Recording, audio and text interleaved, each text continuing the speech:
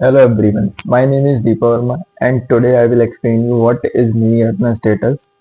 But before explaining that topic, I will explain you why Indian government has decided to divide central public enterprises into three categories: Maharatna, Navratna and Mini Ratna.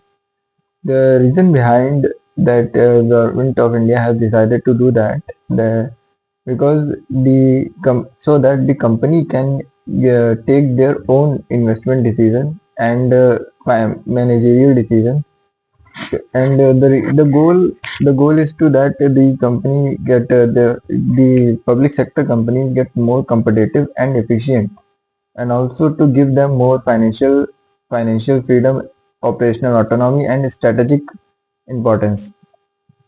Now, what is Mini Ratna status?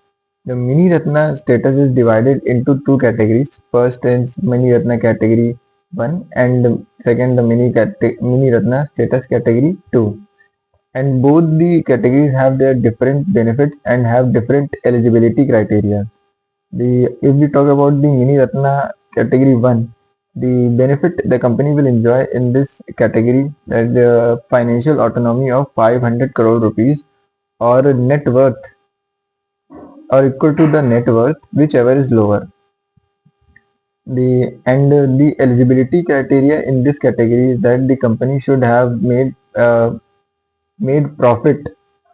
continuous profit in the last 3 years. And the second eligibility is that company should have made profit more than 30 crores or more than 30 crores or more than 30 crores in one of the 3 years. We have one of the last 3 years. If we talk about the category 2, Mini Ratna category 2, the financial autonomy the company will enjoy in this category up to rupees 300 crores or 50% of their net worth, whichever is lower. And if we talk about the eligibility of uh, to get into this category, is that the company should have made positive net worth, positive continuous profit in the last 3 years, and should have a positive net worth. Now the topic has finished. If you have any question regarding the topic, you can ask me in the comment section. Thank you.